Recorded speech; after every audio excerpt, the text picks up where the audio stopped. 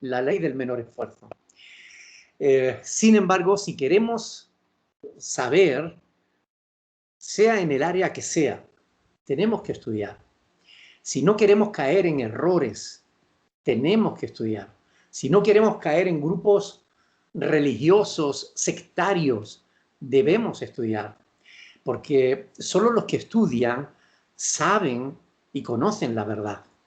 Ahora bien, ¿qué es lo que hay que estudiar? En relación a la fe, lo que hay que estudiar es la palabra de Dios. Y hay ciertos principios, ciertas normas que hay que tener en cuenta a la hora de estudiar la palabra de Dios. Si no las tenemos en cuenta, es muy posible que cometamos errores. Les voy a explicar solamente una de esas normas o principios que hay que tener en cuenta a la hora de estudiar la Biblia, la palabra de Dios. Porque la Biblia es un libro que en realidad está formado por 66 documentos. Hay 66 libros dentro de la Biblia, desde Génesis hasta el Apocalipsis.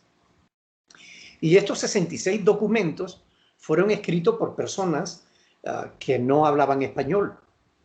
Algunos hablaban hebreo, otros hablaban arameo, que es un hebreo todavía más antiguo, y otros hablaban griego.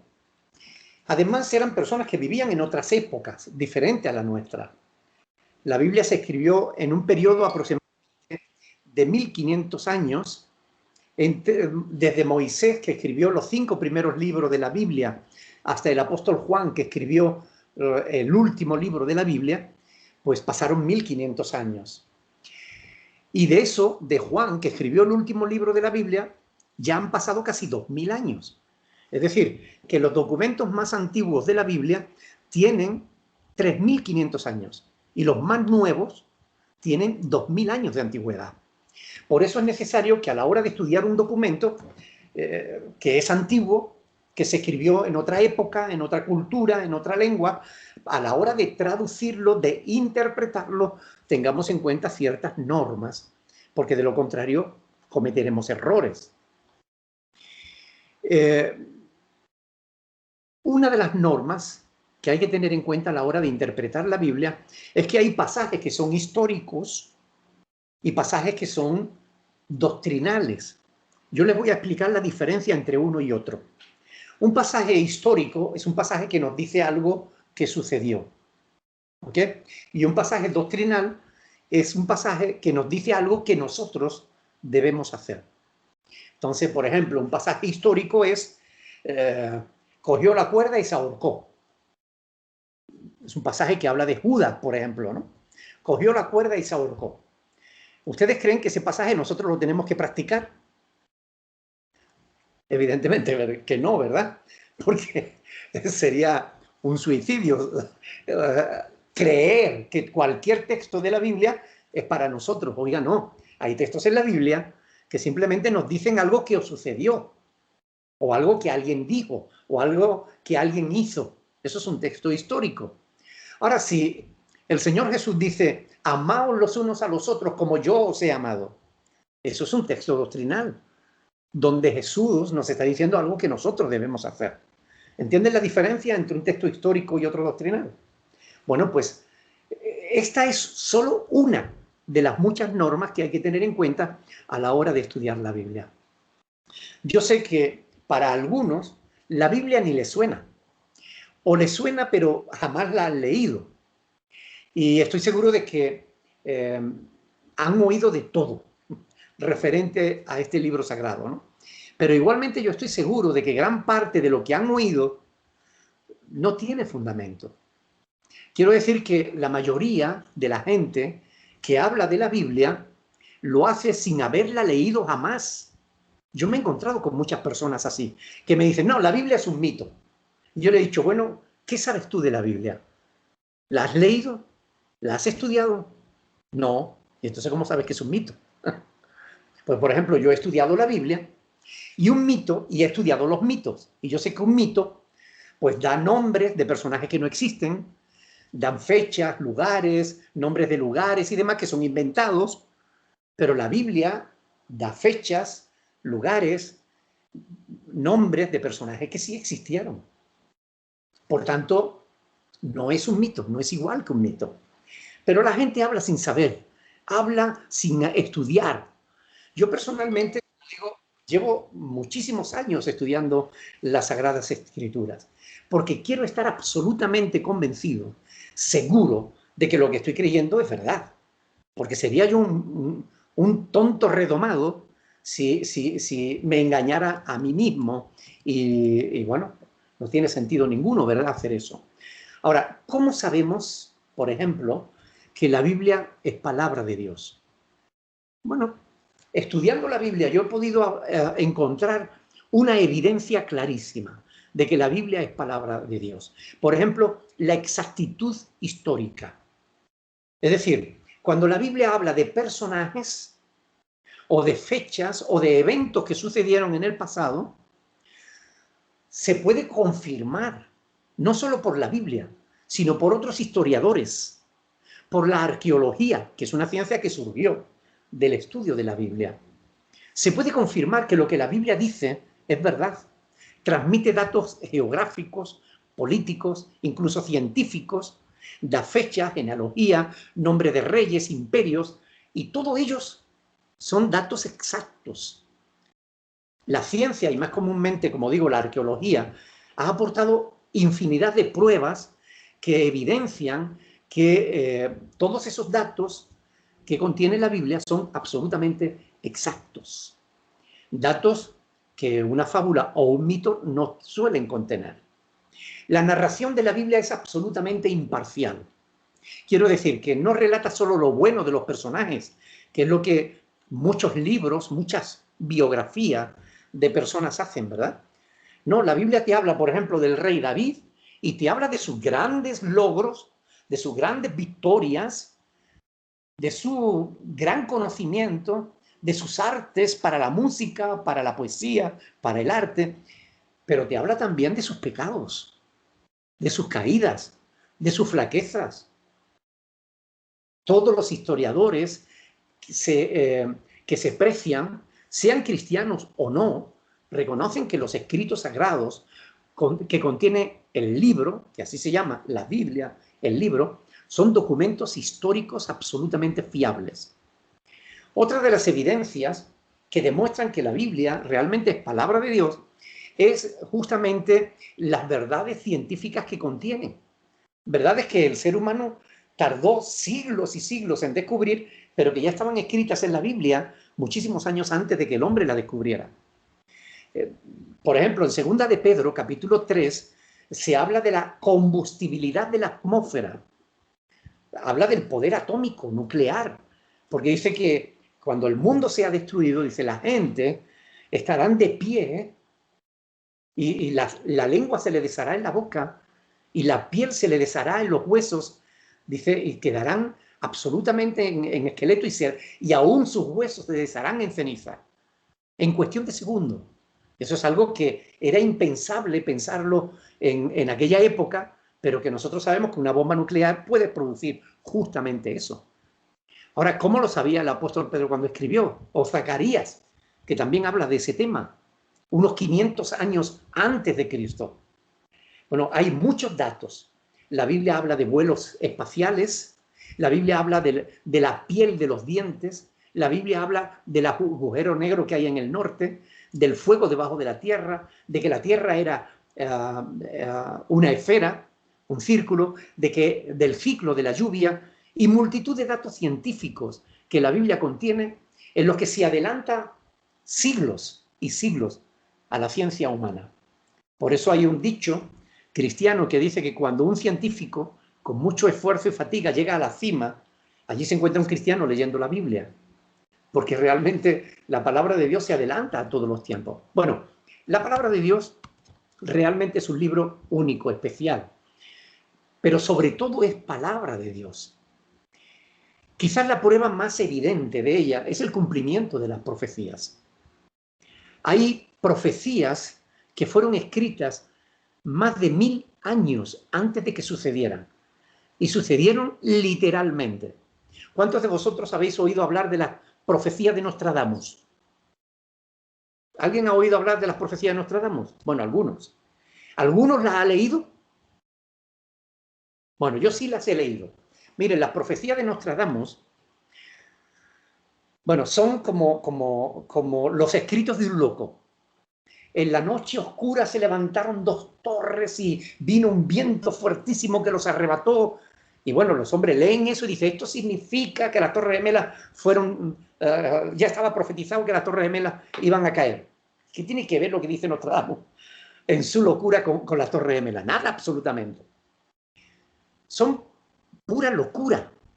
Ahora, cuando la Biblia dice que Cristo nacería en Belén, que era una aldea pequeñita, apenas si era un puñado de casas cuando se produjo la profecía, y 1000 años después eso se cumple, cuando la Biblia dice 1000 años antes de que suceda, que Cristo iba a morir en una cruz y que allí le iban a dar miel, vinagre con hiel. O sea, son profecías que fueron dadas 1000 años antes de que se cumplieran y se cumplieron al pie de la letra.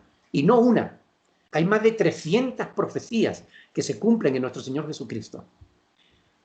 Eso hacen de la Biblia un libro único, pero sobre todo el hecho de que la Biblia es el libro que ha transformado más millones de vidas a lo largo de la historia de la humanidad que ningún otro.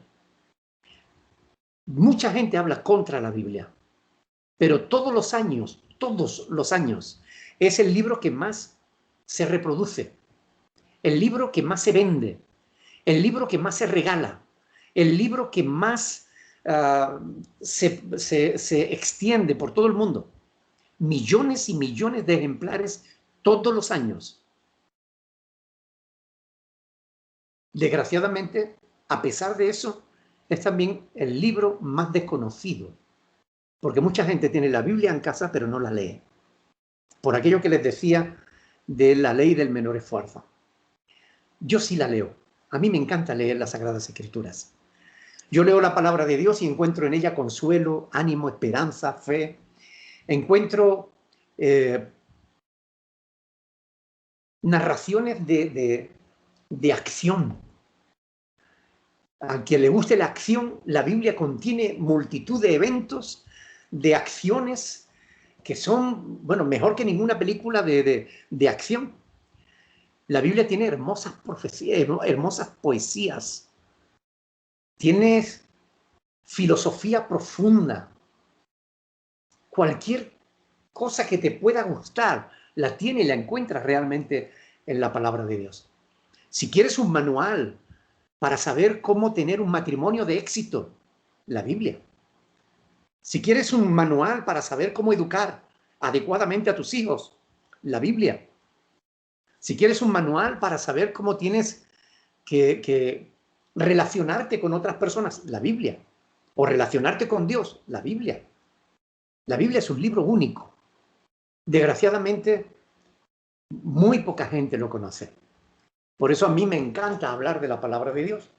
Por eso yo estoy aquí y me gustaría que si alguno de vosotros tenéis preguntas sobre la Biblia, que la hagan con toda libertad para que yo pueda responderles y ustedes puedan ver que la Biblia tiene la respuesta.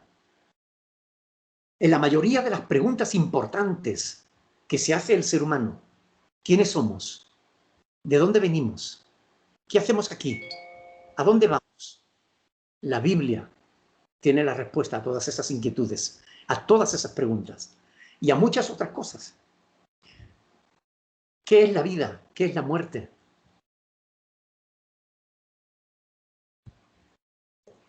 A mí me encantaría, de verdad, que ustedes se sintieran con libertad para hacer las preguntas que quieran. Y a mí me encantaría poder responderlas. Así que, ¿qué les parece si ponemos manos a la obra y comenzamos? ¿Ok? Cualquier duda, cualquier pregunta que tengan relacionadas con Dios, con la Biblia, con la familia, con lo que quieran, van a ver que la Biblia tiene la respuesta. Así que me gustaría animarles a que lean la Biblia, a que consulten la Biblia, a que hablen de la Biblia o a que hablemos de la Biblia. Así que yo estoy a vuestra disposición. Me encantaría poder responder vuestras inquietudes. Si alguien tiene alguna pregunta, ahora es el momento de poder hacerla.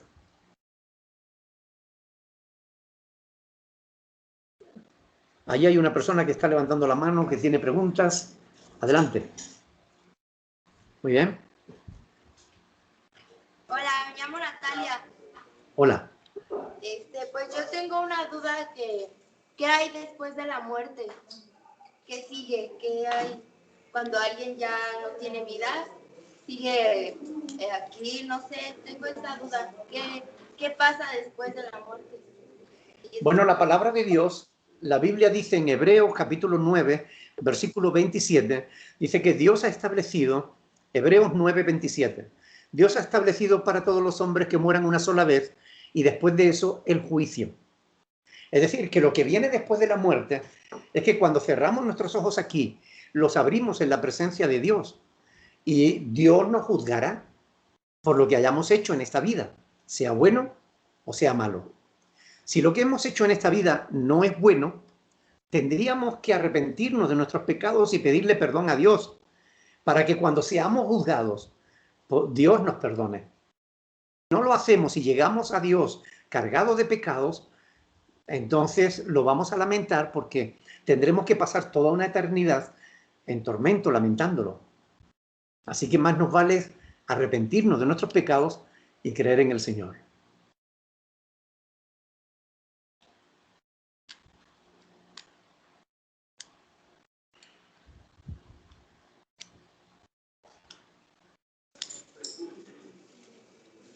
Buenas tardes, mi nombre es Arturo. Mi pregunta es si ya hay pruebas del fin del mundo. Si hay pruebas del fin del mundo. A lo que decían los virus o lo que está pasando. Bueno, la verdad es que la Biblia, en 2 de Pedro, capítulo 3, nos muestra cómo va a ser el fin del mundo. El fin del mundo no va a ser por un virus. El fin del mundo no va a ser por una bomba que los hombres tiren. El fin del mundo va a ser por un juicio de Dios. 2 de Pedro, capítulo 3, habla de cómo Dios va a destruir este mundo cuando llegue el final. Y créanme, ahí el apóstol Pedro dice cosas muy fuertes, algunas de las cuales lo que hace es llamar la atención a nuestras vidas para que nos preparemos, porque dice, puesto que todas estas cosas han de ser desechas, ¿cómo no debéis vosotros andar en santa y piadosa manera de vivir, esperando y apresurándoos para la venida del día de Dios, en el cual los cielos, encendiéndose, serán deshechos y los elementos, es decir, la luna, las estrellas, los planetas, siendo quemados se fundirán? Pero nosotros, dice Pedro, a los cristianos, esperamos según sus promesas cielos nuevos y tierra nueva en los cuales mora la justicia. Por lo cual, oh amado, estando en espera de estas cosas, procurad con diligencia ser hallados por él sin mancha e irreprensibles en paz. Quiere decir, el mundo va a ser destruido, pero Dios está preparando uno mejor para todos aquellos que creen en él, que podamos disfrutar de ese nuevo cielo y de esa nueva tierra que el Señor está preparando.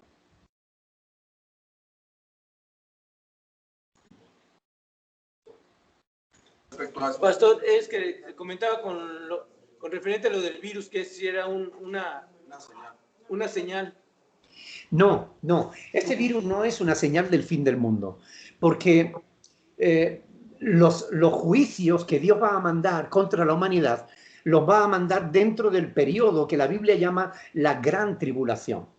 Es decir, es un tiempo en el que la iglesia ya no estará en la tierra. Dios hará que los creyentes desaparezcamos de la tierra y la tierra entonces entrará en un proceso de autodestrucción. Es decir, donde el ser humano va a ser perseguido, donde va a pasar mucha hambre, donde va a haber mucha destrucción, mucha muerte, mucha mortandad, porque Dios estará juzgando al mundo por sus pecados. Pero esos juicios aún no han llegado. Entonces el virus no es parte de los juicios de Dios, no es parte del fin del mundo. Este virus es parte de los negocios de los hombres, de los intereses humanos. Son los mismos hombres los que hacen que modifican los virus, los lanzan para después venderte la vacuna y para tenerte, bueno, pues como clientes, ¿no? Es parte de la maldad humana. Todo esto es lo que está agotando la paciencia de Dios hasta que llegue el momento en el que Dios ejerza su juicio sobre toda la tierra, ¿no? Pero todavía no es.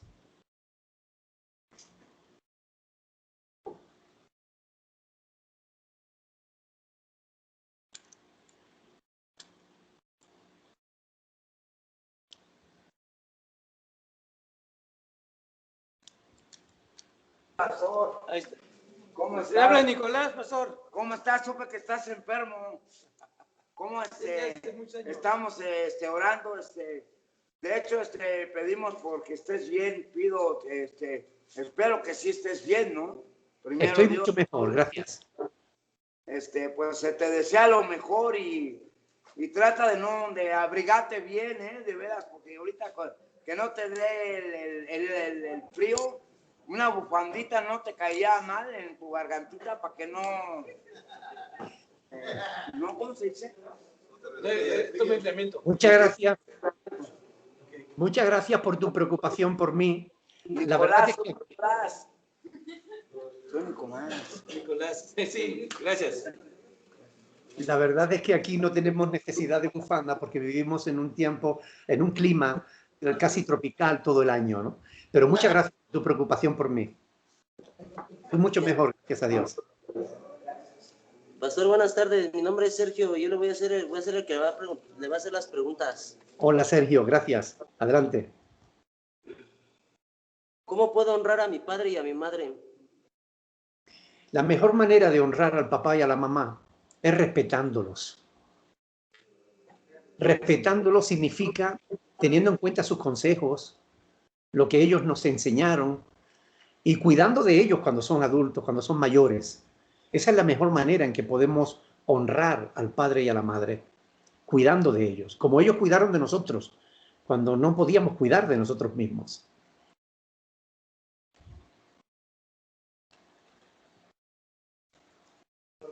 Gracias, pastor. De nada. Ahí le va la siguiente pregunta. Si ya estamos en el fin del mundo, ¿me puede explicar Santiago 1 al 15 bien, por favor? No estamos en el fin del mundo, estamos llegando, estamos acercándonos, pero no estamos en el fin del mundo. Santiago 1, versículo 15, habla de la concupiscencia que ha concebido y da luz al pecado, y el pecado siendo consumado da a la luz la muerte. No sé qué tenga que ver esto con el fin del mundo, la verdad.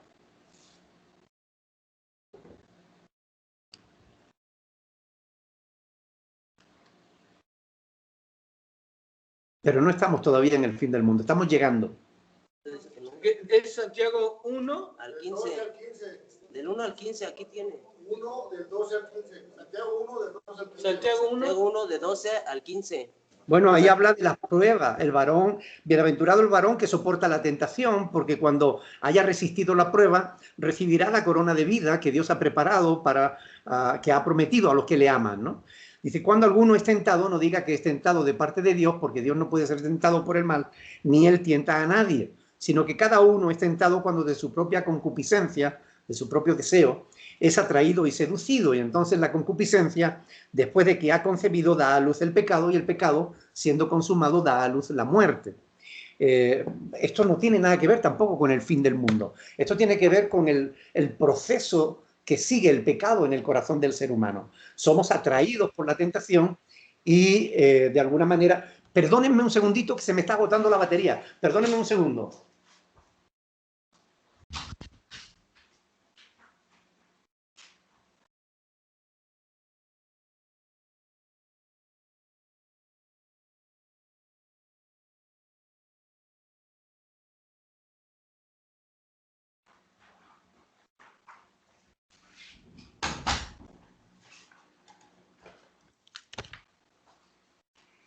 Ya, perdón.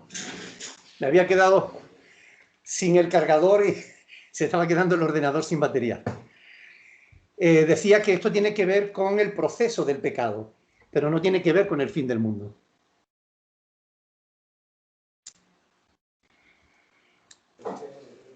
apagó la cámara, pastor.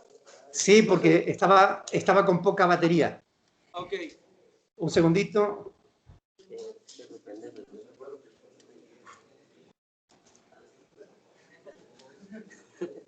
No, pero está pagando. Ahí va la siguiente pregunta, pastor. Cuando fue el diluvio, el mundo se acabó. Noé y su familia sobrevivieron. ¿Por qué se metieron entre familia para reproducir y no fue pecado? Bueno, porque no existía pecado entonces, el pecado no había sido dada la ley de que el practicar el incesto fuera pecado, ¿no? Y entonces, evidentemente, los primos tenían que acostarse unos con otros y demás. Pero bueno, perdón, después del diluvio ya no fue necesario que hubiera incesto, porque después del diluvio se salvó Noé, sus hijos y sus mujeres. Por tanto, entre primos sí pudieron estar juntos sin que suponga ningún tipo de pecado. ¿Es pecado el padre y la hija? ¿O es pecado el hijo con la madre? ¿O es pecado el hermano con la hermana? Pero esa ley se puso mucho después del diluvio. Gracias, pastor. De nada. Siguiente pregunta es, ¿cuál es nuestro propósito en esta vida? Romanos capítulo 8, versículo 29, dice que el propósito de Dios para todos los hombres es que seamos semejantes a Jesucristo su Hijo. Ese es el propósito de Dios para nuestra vida, que nos parezcamos a Jesús en su forma de ser, de actuar, en su amor para con los demás. Romanos 8, 29. Romanos 8:29. Gracias, pastor. De nada. La siguiente pregunta es, ¿cómo entregarnos a Dios en cuerpo y alma? Bueno, pues tratando de conocer su voluntad, su buena voluntad, perfecta y agradable, y practicándola. Es decir, haciendo lo que a Dios quiere. Así es como nos entregamos a Él, conociendo su voluntad y practicándola.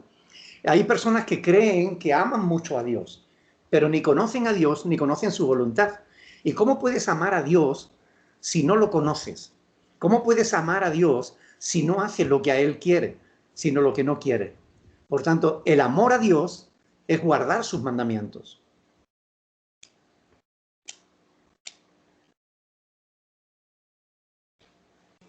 Gracias, pastor. La siguiente pregunta es, ¿qué piensa usted de los Illuminatis y de los aliens y su plan para el 2030?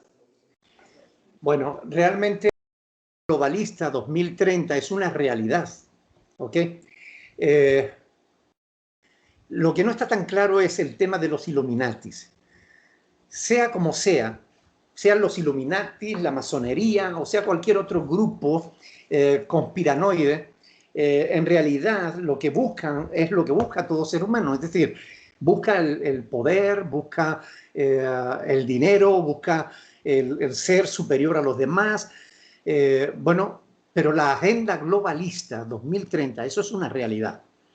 Esa agenda es fruto de la ONU, la Organización Nacional de Naciones Unidas, y eso es un verdadero peligro para la humanidad, ¿ok? Porque entre esa agenda globalista está fomentar el aborto, fomentar la homosexualidad, porque tanto el aborto como la homosexualidad van hacia objetivo de disminuir el número de habitantes en la Tierra.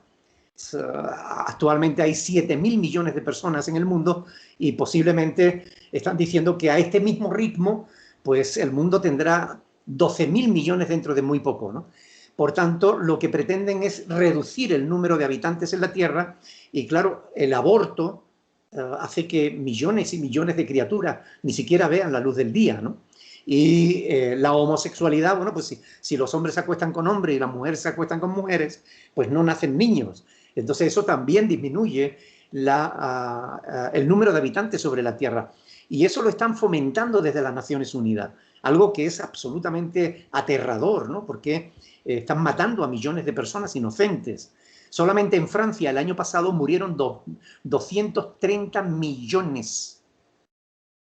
Se realizaron 230.000 abortos. En Francia, el año pasado, 230.000 abortos. 230.000 criaturas no vieron la luz del sol. Fueron asesinados por sus propios padres. Eso es un terrible asesinato de muchísimas criaturas. Y eso está pasando ahora mismo prácticamente en todo el mundo, ¿no? Millones de personas que no tienen voz ni voto, sencillamente no se les deja vivir.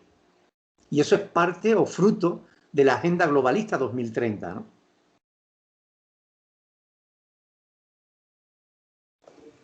Gracias, pastor. La siguiente pregunta es, después de haber cometido tantas veces el mismo error, el mismo pecado, ¿cómo puedo volver a sentirme merecedor del amor de Dios? De ninguna manera, no eres merecedor del amor de Dios. Nadie, en realidad, es merecedor del amor de Dios. Pero justamente Dios muestra su amor para con nosotros en que siendo aún pecadores, Cristo murió por nosotros. Romanos capítulo 5, versículo 8. Por tanto, no recibimos el amor de Dios porque lo merezcamos. Recibimos el amor de Dios porque Dios es amor. Recibimos el amor de Dios siempre y cuando nos arrepintamos de nuestros pecados y abandonemos esa práctica. Porque si seguimos practicando el amor, o sea, el pecado, jamás vamos a ser perdonados por Dios. Por tanto, si quieres el perdón de Dios, vete y no peques más. Gracias, pastor. La siguiente pregunta es, ¿esto que está pasando del COVID es mandato de Dios o de otra persona? No, es mandato, pues como digo, de los intereses farmacéuticos, ¿no? O sea, hoy en día, antiguamente las farmacias, los laboratorios farmacéuticos se ocupaban de crear medicinas para curar a la gente.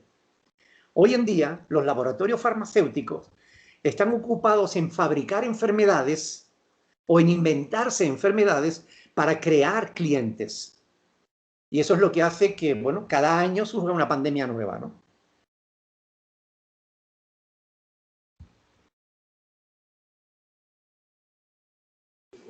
Gracias, pastor. La siguiente pregunta es, si me arrepiento de mis pecados, ¿qué pasa? Bueno, si realmente nos arrepentimos de nuestros pecados, la Biblia dice en 1 de Juan capítulo 1, versículo 9, que si confesamos nuestros pecados a Dios, Él es fiel y es justo para perdonar nuestros pecados y limpiarnos de toda maldad. Por tanto, si nos arrepentimos de nuestros pecados, Dios nos perdona y nos limpia de todo pecado.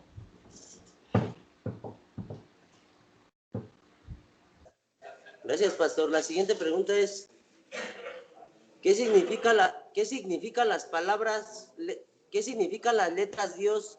O sea, Dios, ¿qué significa? ¿Qué significado tiene la palabra Dios?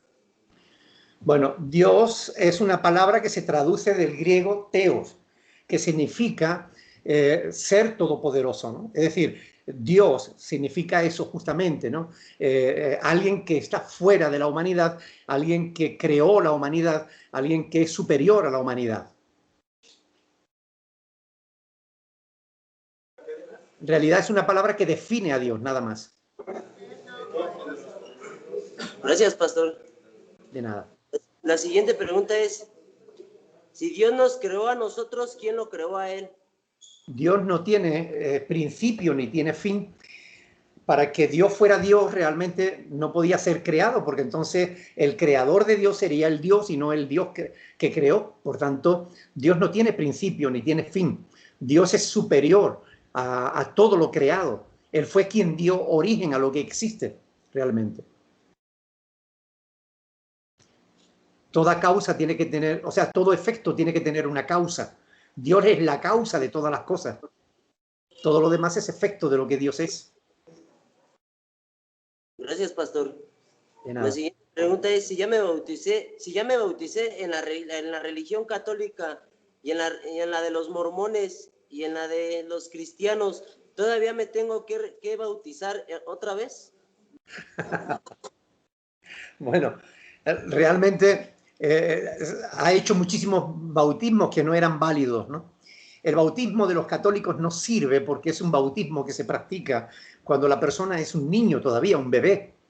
Y el bautismo, tal y como lo enseña el apóstol Pablo en Romanos capítulo 6, versículo del 3 al 4, el bautismo es una identificación del creyente, es decir, tiene que creer, y un niño no puede creer porque es un bebé. El creyente tiene que identificarse con Cristo en su muerte y en su resurrección. Esa identificación la hacemos mediante el bautismo cuando bajamos a las aguas y cuando subimos de las aguas. Cuando bajamos a las aguas simbolizamos que hemos muerto con Cristo y cuando salimos de las aguas simbolizamos que hemos resucitado con Cristo. Esa identificación con Cristo, lo que estamos es hablando o diciéndole a la gente que hemos nacido de nuevo, que somos una nueva criatura. Eso no es posible en un bebé. Por tanto, el bautismo católico no sirve. El bautismo de los mormones tampoco, porque es una secta y no te estás bautizando realmente conforme a lo que la palabra de Dios enseña. Por tanto, ahora, si el bautismo que hiciste cuando estabas en una iglesia cristiana, fuiste sincero, realmente estabas dando testimonio de que habías nacido de nuevo, entonces ese bautismo sí es válido, no tienes que volver a bautizarte. Gracias, pastor. La siguiente pregunta es, ¿cómo me puedo liberar de que yo siento que tengo la culpa de la muerte de una persona? Bueno, tienes que analizar la cuestión y saber si te sientes culpable con fundamento o sin él. Es decir, la cuestión es que estriba en que si realmente fuiste culpable, pues deberías reconocerlo y ya está. O sea, reconoces que fuiste culpable y punto. Ahora, si no fuiste culpable, pero te sientes culpable, porque estas cosas a veces pueden suceder, pues sencillamente supéralo.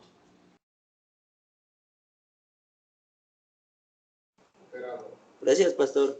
La siguiente pregunta es, ¿después de la muerte habrá otra vida o qué es lo que pasa con nuestra alma?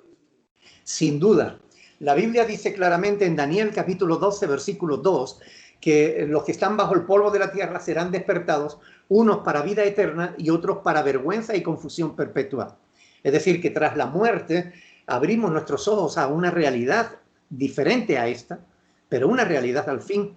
El Señor Jesús en Lucas capítulo 16, del 19 al 31, habla de una historia del rico y Lázaro. Y ambos murieron y uno fue llevado al cielo y el otro fue llevado al infierno. Y allí uno en el cielo estaba disfrutando y el otro en el infierno estaba atormentado. Por tanto, sí, hay vida después de la muerte y no es igual para todos. Y la diferencia la decidimos nosotros aquí en la tierra. Es decir, es aquí, ahora, que tenemos que decidir dónde queremos pasar la eternidad. Si con Cristo en los cielos o con el diablo en el infierno, ¿no?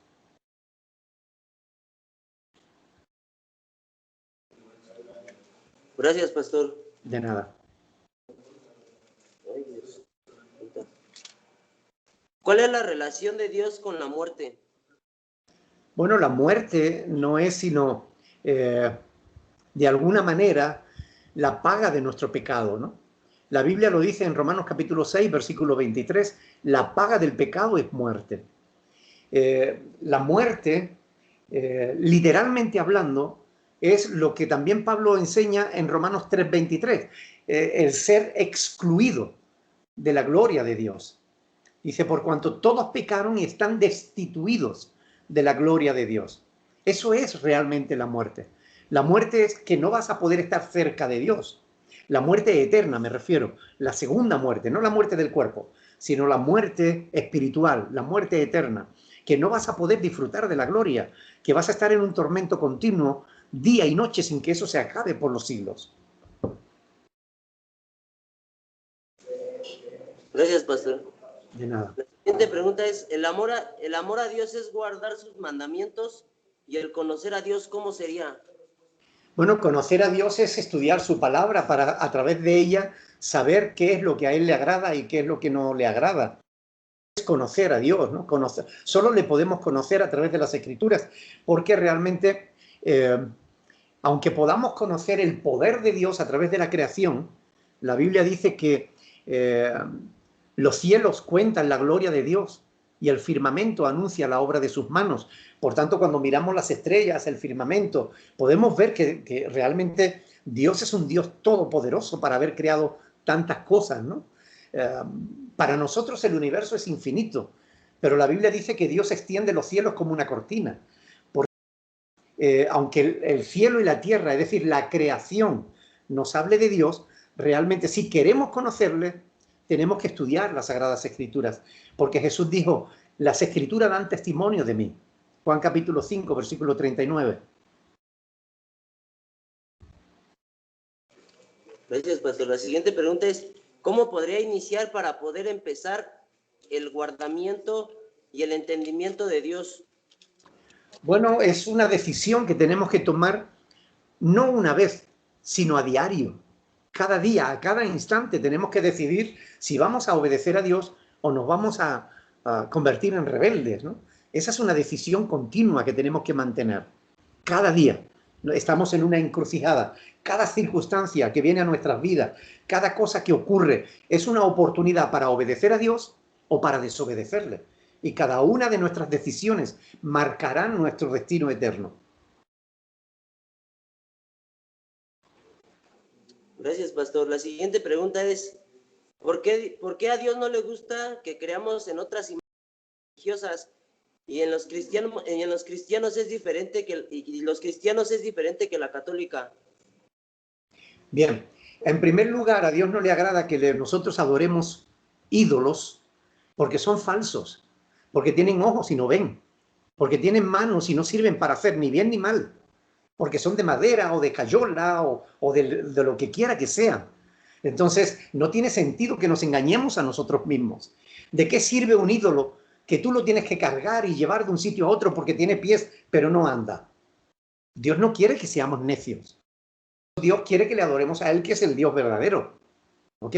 Ahora, ¿cuál es la diferencia entre la Iglesia Católica Romana y la Iglesia Cristiana? Pues que los cristianos creemos la verdad y la Iglesia Católica están creyendo lo que los sacerdotes le enseñan, que son puras mentiras, ¿no?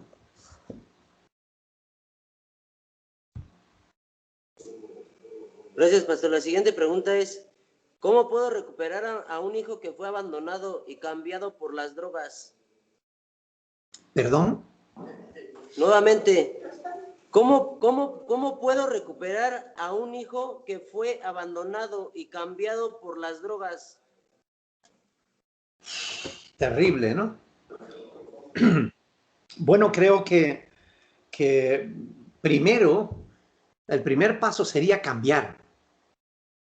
El primer paso sería convertirse en una persona diferente, muy diferente de aquella que cambió a su hijo por droga. Y cuando haya cambiado realmente y esté seguro de que es una persona diferente, entonces que se acerque para ver quién es su hijo y conocerlo antes de querer recuperarlo. Porque igual al hijo no le interesa que lo recupere. Y hay que mirar el bien del hijo, no el bien del padre. Por mucho que nos duela.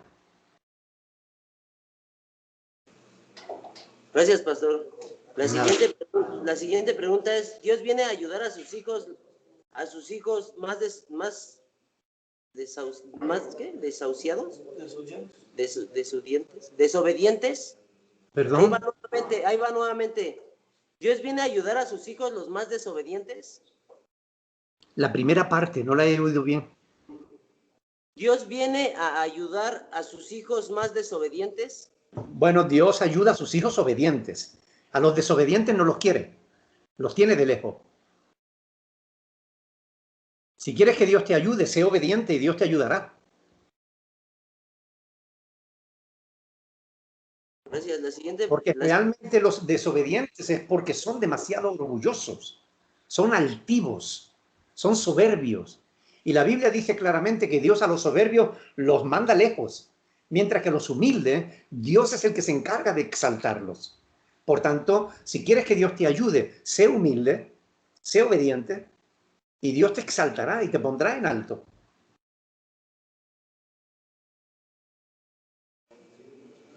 Gracias, pastor. La siguiente pregunta es, ¿es necesario hacer la primera comunión? A ver, es necesario hacer la primera comunión, no como la que hace la Iglesia Católica Romana, que es un puro negocio, sino como se debe hacer realmente. Es decir, debemos participar de la Santa Cena, una vez creído en Cristo y le hemos entregado nuestro corazón. Entonces participamos del pan y del vino. Eso es la comunión. La primera comunión es la primera vez que participamos de la Santa Cena, pero no tiene nada que ver con lo que hace la Iglesia Católica Romana, que simplemente pues han convertido la primera comunión en un puro negocio, ¿no? No, la comunión es una cosa, la primera comunión es otra cosa. Son cosas diferentes. Yo sé que mis respuestas a veces os pueden resultar demasiado chocantes o a lo mejor no les gusta, pero créanme que yo no estoy aquí para decirle lo que ustedes quieran oír. Yo les voy a decir siempre la verdad, lo que necesiten escuchar, les guste o no les guste.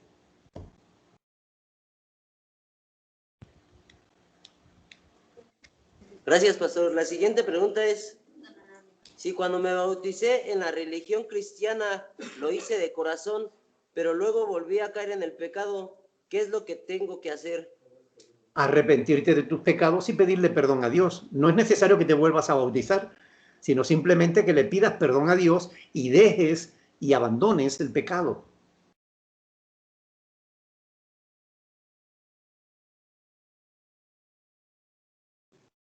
Gracias, pastor. La siguiente pregunta es, ¿cómo liberarnos del vicio?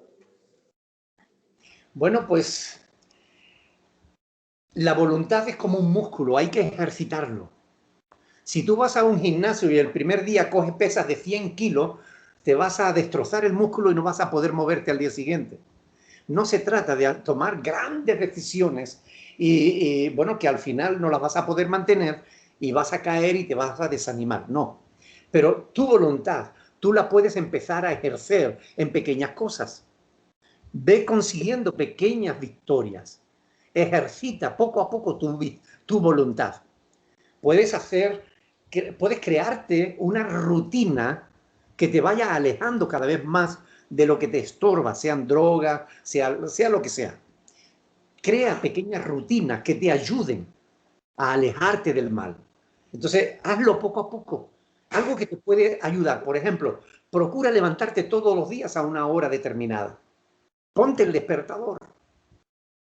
Y cuando te despiertes, comprométete cada día a orar al Señor, aunque solo sea un segundo, decirle, Señor, ayúdame hoy, por favor.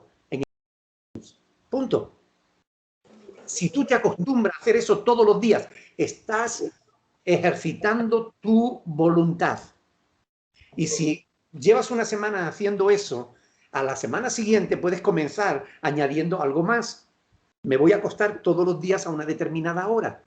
O voy a dejar de beber cerveza y voy a beber agua. Entonces, poquito a poco vas dejando unas cosas que te molestan y vas haciendo otras que te benefician. Poco a poco, tu voluntad se irá musculando, se irá haciendo fuerte, cogiendo fuerza y llegará un momento en que tú te alejarás, te habrás alejado de todo lo malo. Así es como funciona eso. Pero sobre todo, tienes que pedirle a Dios la fuerza necesaria porque Él es el único que nos puede dar fuerza cuando nosotros no tenemos ninguna. Isaías capítulo 40 lo dice claramente en los últimos versículos. Dios da fuerza al que no tiene ninguna, multiplica la fuerza al que no tiene ninguna, de tal manera que podrás levantar alas como las águilas.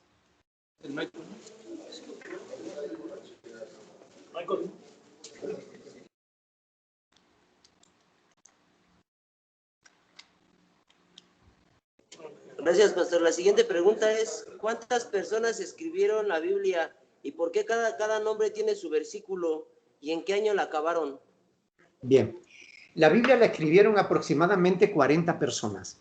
Desde Moisés, que fue el primero que escribió los 5 primeros libros que se llaman el Pentateuco, hasta Juan, que escribió los últimos libros, que se llama, el último del todo se llama Apocalipsis.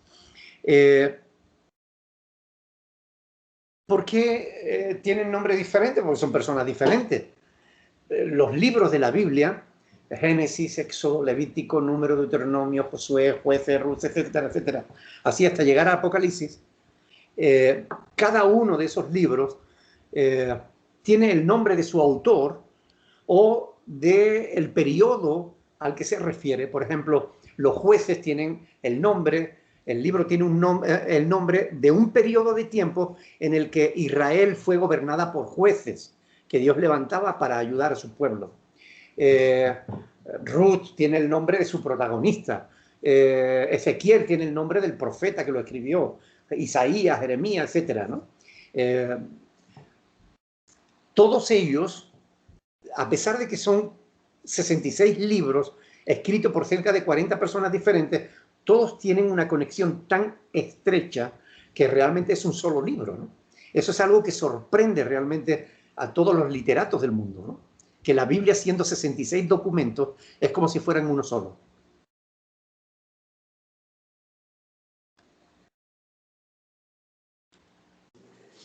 Gracias, pastor. La siguiente pregunta es, ¿qué piensa usted de la religión de los testigos de Jehová? Porque yo pienso que son muy mentirosos y fariseos. Bueno, los testigos de Jehová son una secta. ¿Okay? Una secta es un grupo que enseña herejías inventadas por el hombre. Cuando una persona que no conoce las Sagradas Escrituras empieza a enseñar a otros, evidentemente acaban creando una nueva secta. ¿Por qué? Pues porque toma trozos de la Biblia, los interpreta a su imagen y semejanza, como él quiere, como su imaginación le dice, y entonces se inventa nuevas doctrinas o cambia la verdad por la mentira. Así es como surgen las sectas. Las sectas surgen cuando cogemos un texto, lo sacamos de su contexto y lo usamos como pretexto. Los testigos de Jehová sencillamente es una superchería, no tiene ni pies ni cabeza.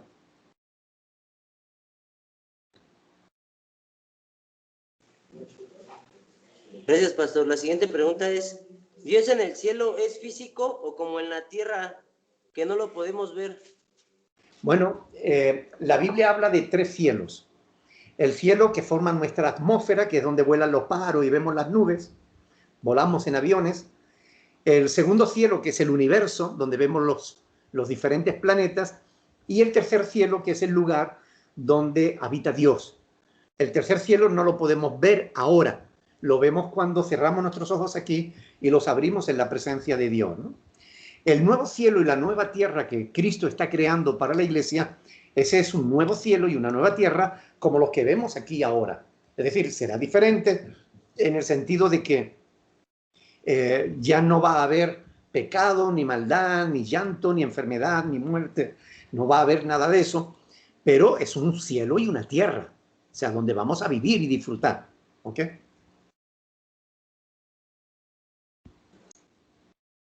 Gracias, pastor. La siguiente pregunta es, ¿cualquier pecado será perdonado por Dios? Siempre que haya un genuino arrepentimiento y un apartarse de ese pecado, sí. Pero hay aquellas personas que dicen, no, yo me arrepiento y ya está. No, no. La Biblia dice claramente, no os engañéis, Dios no puede ser burlado. Por tanto, quien piense que puede pecar y después simplemente haciendo una oración se va arrepintiéndose, Dios le va a perdonar, se está equivocando. Tiene que haber un verdadero arrepentimiento. Y la palabra arrepentimiento significa cambio de mente, cambio de dirección. Es decir, si yo estoy en una dirección y me arrepiento, quiere decir que tomo la contraria. Es decir, si yo estaba pecando y me arrepiento, quiero decir que no voy a volver a hacer lo que estaba haciendo antes, sino que ahora hago una cosa diferente, ¿no? Ese es el arrepentimiento genuino, el que nos aleja del pecado. Si realmente te arrepientes de corazón, te alejas del pecado, entonces sí, Dios te perdona, sin duda.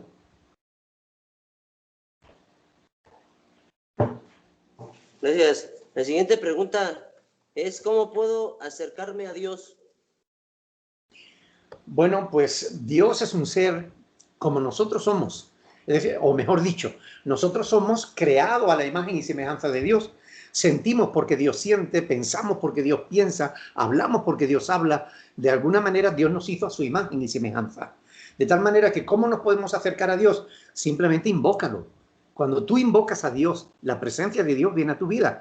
Pero después trata de conocerlo y de entablar una relación con Él.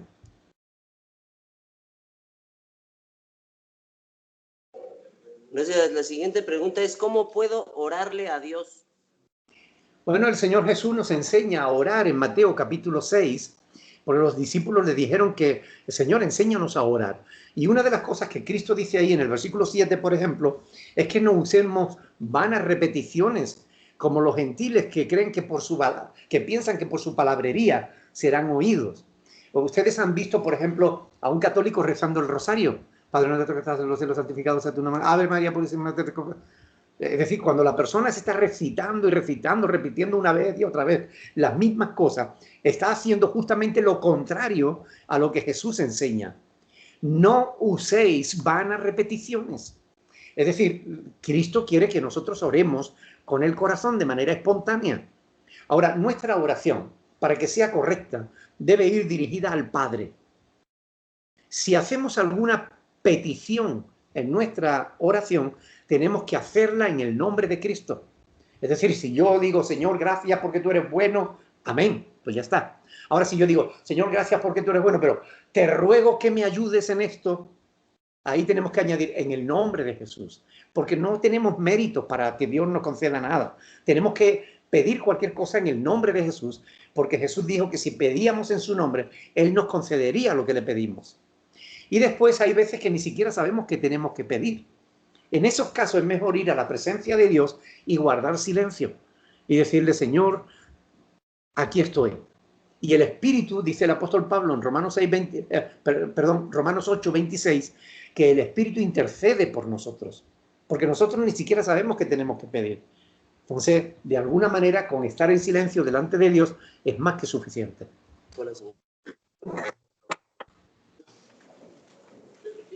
Gracias. La siguiente pregunta es, para pedirle a Dios una oración, ¿tiene que ser hincado o de otra forma o de qué forma? La postura no es lo importante. La postura del cuerpo no es importante. La postura del alma sí es importante. Es decir, que no hablemos con Dios con soberbia ni con altanería, sino que lo hagamos con humildad, con sencillez, siendo realmente sinceros. Esa es la mejor manera de orar.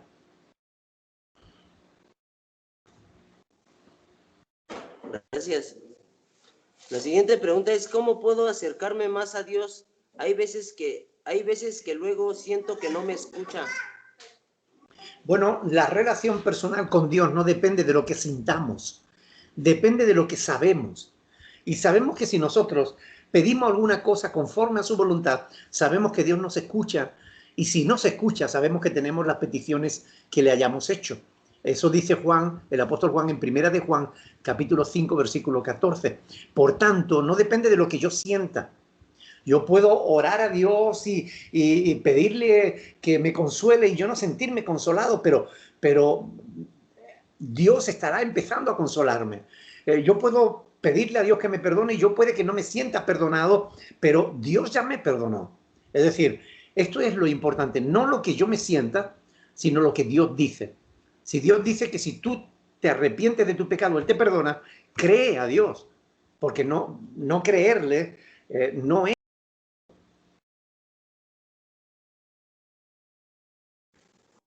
Gracias.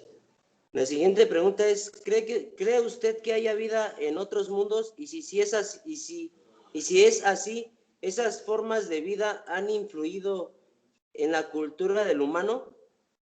Bueno, cuando la Biblia habla de la creación de Dios, en Génesis encontramos en los 2 primeros capítulos, encontramos todo lo que Dios hizo, cómo lo hizo.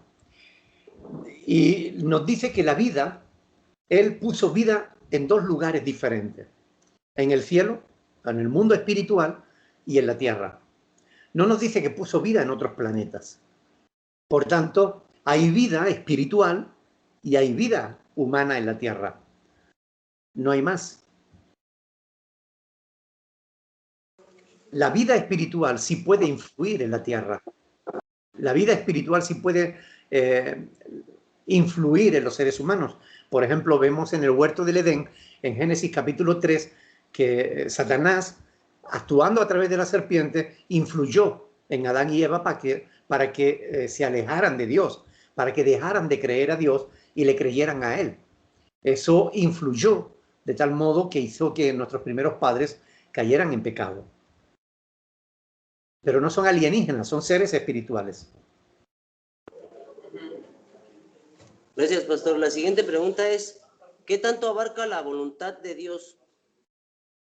Todo. O sea, la voluntad de Dios lo abarca todo, porque no hay nada que escape a su voluntad.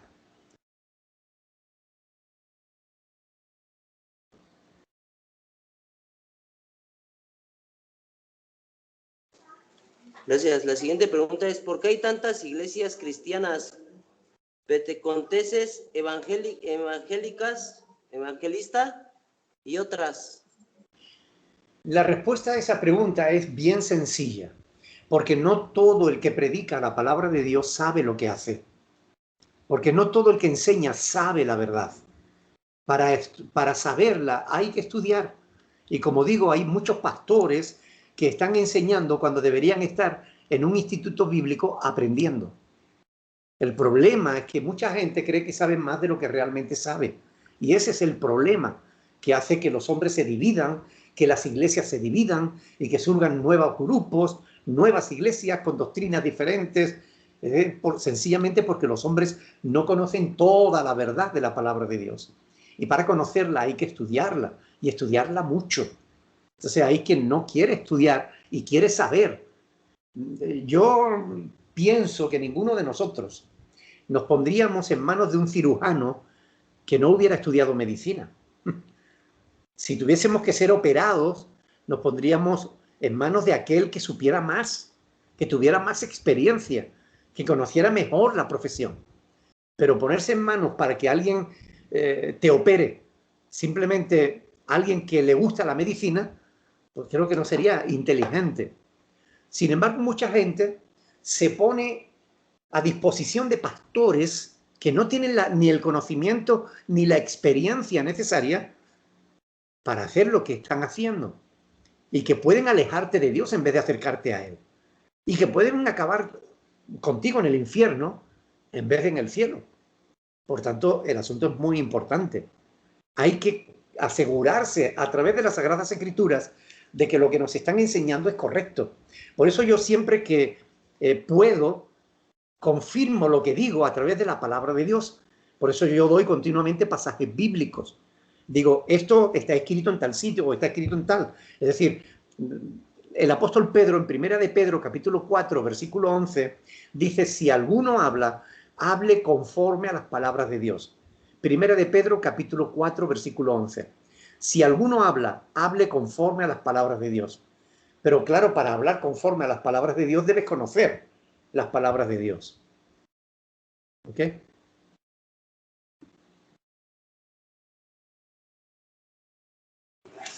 Buenas tardes, pastor. Mi nombre es Saúl. Hola, Saúl. Yo tengo una pregunta. Yo he visto que, en la Biblia o todo dice que a Dios le gusta la paz y el amor, ¿no? Más que nada. ¿Por qué manda bombas atómicas? O sea, ahorita esto del virus, ¿por qué muere inocente?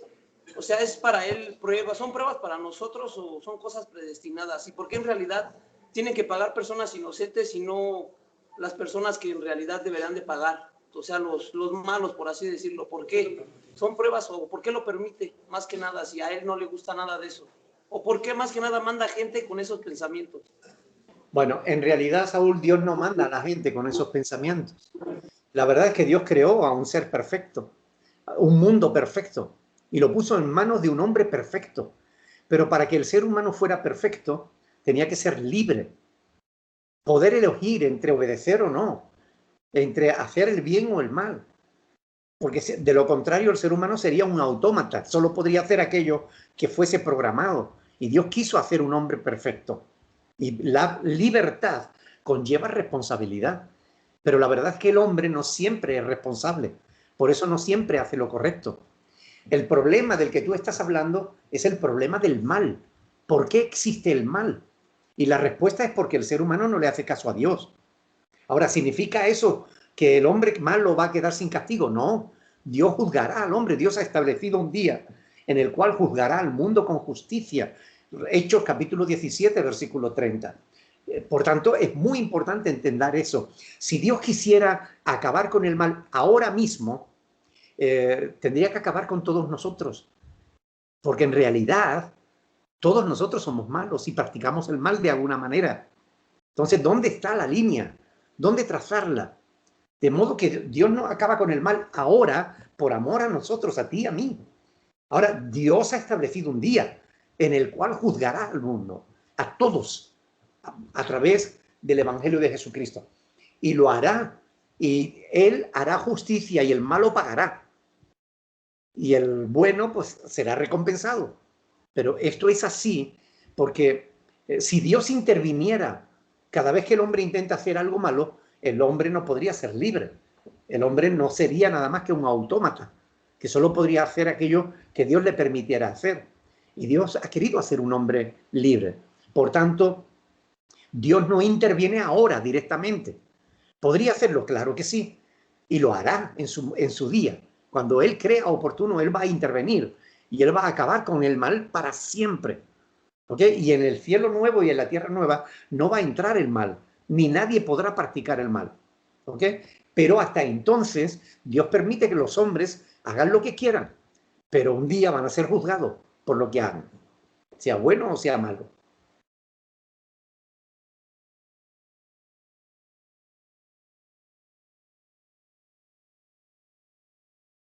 Querido Edgar, ¿cómo estás, mi hermano? Un placer verte, Nicolás. Un pastor verde. Yo me lleno de dicha y felicidad. Ya me urgía. Con esto de la pandemia y con las cosas que están pasando, bueno, ya tengo necesidad de verte, de escucharte. Y ahorita que preguntó el muchacho, a lo mejor yo siento que es como cualquier humano aquí en la tierra, cuando pierde a alguien o se conmisera de alguien por su dolor, cuando pierde a una persona que según es buena. Yo te pregunto, pastor, a esta gente que tiene miedo, cuando alguien bueno se va, yo creo que se va con Dios a un mejor lugar. Se fue antes por el mal que hay, pero la gente que muere y que es buena no debe tener ningún temor, porque ¿a dónde va? Más que con Dios. Bueno, hay un pasaje en las Sagradas Escrituras, en el profeta Isaías, capítulo 57, donde dice lo siguiente. Yo quiero leerlo para que lo sepan. Dice: perece el justo, es decir, muere el justo, y no hay quien piense en ello. Y los piadosos mueren, y no hay quien entienda que de delante de la aflicción es quitado el justo. Entrará en la paz, descansarán en sus lechos todos los que andan delante de Dios. Es decir, cuando alguien bueno muere, entra en el descanso de Dios, es decir, es quitado de la aflicción, llevado a un lugar donde ya la aflicción no existe, donde no hay llanto, ni enfermedad, ni muerte, ni dolor. Es decir, ese es el cielo nuevo y la tierra nueva que Cristo está preparando para todos aquellos que le aman. Por eso lo importante es estar preparados siempre para la vida, pero también para la muerte. Desgraciadamente, en este mundo no se nos prepara para la muerte. Ni siquiera se nos prepara para la vida, mucho menos para la muerte, porque la gente tiene miedo de hablar de la muerte. Pero la muerte es una realidad tan clara como que todos los que estamos vivos vamos a morir. Por tanto, deberíamos prepararnos. De hecho, hay un texto en la Biblia, Amós capítulo 4, versículo 12, donde Dios le dice a Israel: prepárate para venir al encuentro de tu Dios. Yo creo que todos debiéramos prepararnos para la muerte. Y la mejor manera de prepararnos para la muerte es ponernos a paz con Dios. ¿Ok? Y solo por medio de la fe podemos conseguirlo. Pablo dice en Romanos 5:1, justificados pues por la fe, tenemos paz para con Dios por medio de nuestro Señor Jesucristo. Así que creyendo en Cristo y confesando nuestros pecados y poniéndonos en paz con Dios, estaremos preparados para que cuando la muerte nos llame, no tengamos miedo. Te cuento, hace 19 años a mí me operaron y me quitaron el pulmón derecho. Me partieron 5 costillas de este lado, 3 de este otro, me quitaron una costilla completa, me sacaron un pulmón completo y yo estuve a punto de morirme en la operación. Como ya los médicos me habían advertido de esa posibilidad, yo me despedí de mi familia, de mi esposa, de mis hijos. Les dije, si yo no vuelvo, cuiden de mamá. Sí, les di instrucciones a mis hijos. Pero yo no tenía miedo para enfrentar esa situación. De hecho, no me morí en aquella ocasión. Hace 3 años aproximadamente a mí me detectaron un cáncer de próstata. Y mientras estaba en el primer tratamiento que me pusieron, me sentó tan mal que dejé el tratamiento. Y el médico me dijo, no, tienes que tomarlo sí o sí, porque si no, te puedes morir, que no sé qué. No me lo tomé. Yo le dije, si me tengo que morir, me muero. Pero yo no voy a tomar un tratamiento que me está haciendo daño. Bueno, no lo tomé. Y Dios me libró del cáncer y desapareció. Pero yo no tenía miedo. Yo estoy preparado. ¿Por qué? Porque estoy en paz con Dios. Entonces, preparémonos para ir al encuentro de nuestro Dios.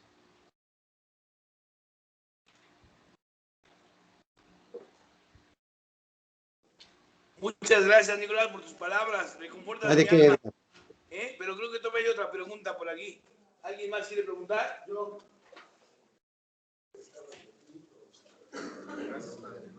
Adelante. Está oyéndote. Buenas tardes, pastor. Hola, buenas tardes. Yo nada más quería hacerle una pregunta. ¿Cuántas veces aparece en la Biblia el nombre de Jehová? Muchísimas. Pero en realidad, el nombre de Jehová no aparece ninguna vez en la Biblia. Porque el nombre de Jehová es un nombre que se compuso en el siglo XIV al añadirle las vocales al tetragramatón. El tetragramatón son esas vocales en las que se escribe el nombre hebreo de Dios. Porque el nombre hebreo de Dios no se puede pronunciar en castellano. Son cuatro consonantes. Entonces, Dios, cuando le dijo a Moisés, Moisés le dijo, bueno, ¿en nombre de qué Dios voy? Dios le dijo, yo soy el que soy. Ve a Faraón y dile, yo soy, me envía a ti. Bueno, ese yo soy el que soy, ese JHVH no se puede pronunciar en español. Para poder pronunciarlo se le añadieron las vocales en el siglo XIV. A partir de ahí aparece el nombre de Jehová en la Biblia, aunque en realidad no es Jehová su nombre, ¿ok? Sino yo soy el que soy. Sí. Pero además de eso, en la Biblia hay multitud de nombres que se le da a Dios. Él, Elí, Elín, Elohim, Adonai, Yahvé, el Altísimo, el Eterno, el Todopoderoso. Bueno, hay multitud de nombres que se le dan a Dios en la Biblia y todos ellos nos lo ha revelado Dios. Por tanto, si llamamos a Dios de cualquiera de esas formas, es correcto. Bueno, de hecho yo descubrí algo, que el nombre de Jehová en hebreo es la YHWH.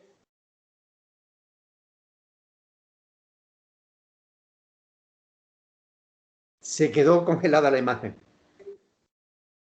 Que es el nombre de...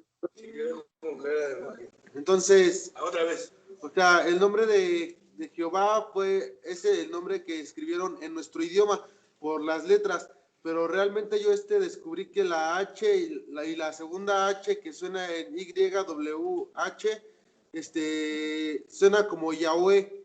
Entonces ese es el nombre que significa Jehová en hebreo. La pregunta que yo te hago es, ¿tú eres hebreo? No, pero entonces, lo digo no porque debes... nos vinieron a dar una clase. Entonces tú no debes pronunciar el hebreo, debes pronunciar el castellano. Yahweh, bueno, pero... a ver, Yahweh es el nombre, la pronunciación del nombre Jehová en hebreo. Pero repito, Yahweh no es el nombre de Dios, porque el nombre de Dios no contiene vocales. Ok, gracias. De nada.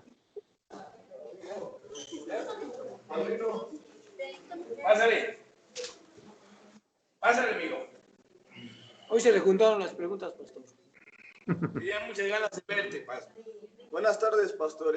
Buenas noches allá en España. Un placer conocerlo, un gusto. Igualmente. Pues yo le preguntaba eso de la vida en otros mundos, ¿no? Y es porque, bueno, yo he estudiado y he visto de las culturas antiguas, ¿no? De los egipcios, de los sumerios y todo eso, y los mayas, los aztecas, y creían en seres que venían del espacio, ¿no? Incluso las pirámides están perfectamente alineadas con otras constelaciones y tienen muchos conocimientos astronómicos. Entonces yo me pregunto, o sea, yo creo mucho en Dios, ¿no? O sea, una vez me dijeron que era conformista creer en el cristianismo, pero yo me convencí de que no lo es, porque pues Dios siempre me ha buscado, y es por eso que yo creo en Dios y en el cristianismo, porque ha sido Jesús el que ha venido por mí, no los dioses antiguos, ¿no?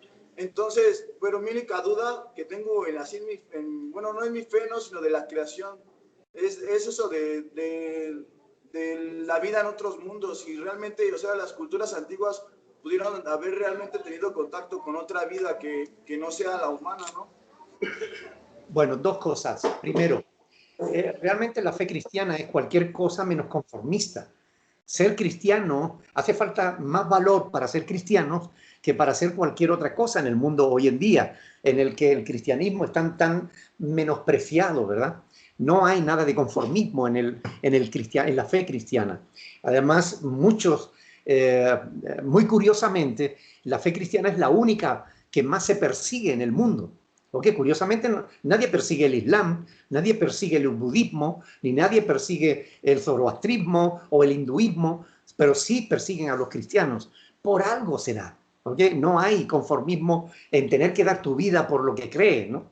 Pero bueno, aparte de eso, las culturas antiguas que parecen hablar de otras, de vida extraterrestre, todo eso es una simple hipótesis.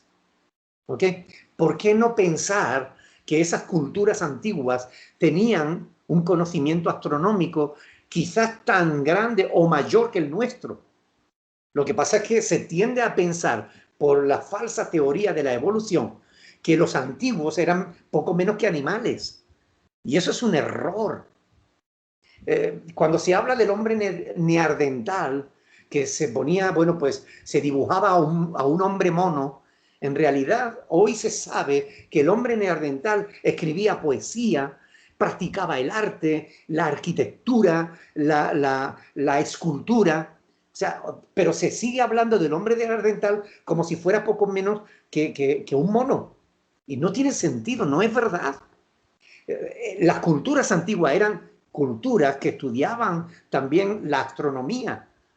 Y estudiaban, tenían profundos conocimientos de la vida.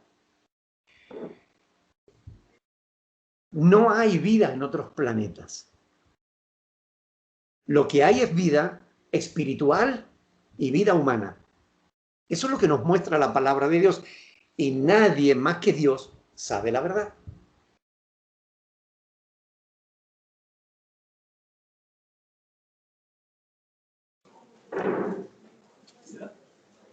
¿Alguien más? Ya, pastor, ya serían todas las preguntas por hoy. Bueno, muchísimas gracias por la oportunidad que me habéis dado de poder compartir con ustedes este tiempo que para mí es de mucho gozo, de mucha alegría, porque me permite poder hablar de lo que más me apasiona, que es la palabra de Dios, ¿no? Así que me gustaría, si ustedes me lo permiten, hacer una oración por todos. ¿Ok? Oremos. Padre del cielo, quiero darte gracias, Señor Todopoderoso, por lo bueno que tú eres.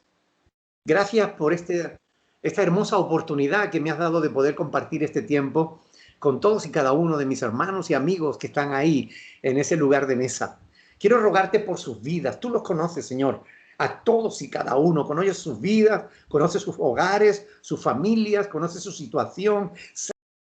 Tienen necesidad antes de que ellos te pidan. Por eso yo te ruego en el nombre de Jesucristo, Padre misericordioso, ayúdalos. Que todos y cada uno de ellos se acerquen a ti y te conozcan. Por favor, soluciona sus problemas. Trabaja en sus vidas y en sus corazones. Transfórmalos. Conviértelos en mejores personas, mejores esposos, mejores padres, mejores hijos, mejores hermanos, mejores amigos. Ayúdalos. A todos y cada uno, Señor, glorifícate en sus vidas de tal modo, Señor, que el mundo pueda ver que tú los has cambiado y has transformado en nuevas criaturas. Te lo ruego en el nombre de Jesucristo, sabiendo que tú eres poderoso para hacer mucho más de lo que pedimos o entendemos. A ti sea todo honor, toda honra y toda gloria, ahora y siempre, en el nombre de Jesús. Amén. Amén. Muchísimas gracias por haberme aguantado todo este tiempo. Dios te bendiga, Pastor Nicolás. Igualmente.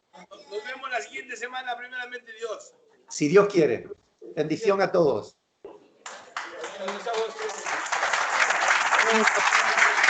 No aplaudan, no aplaudan, aplaudan al Señor, no a mí.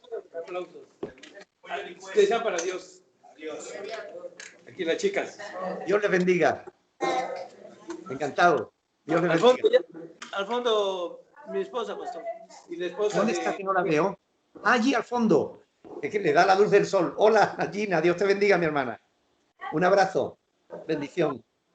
Adiós, Edgar. Hasta luego, Marcelino, pastor. Dios lo bendiga. igualmente, gracias.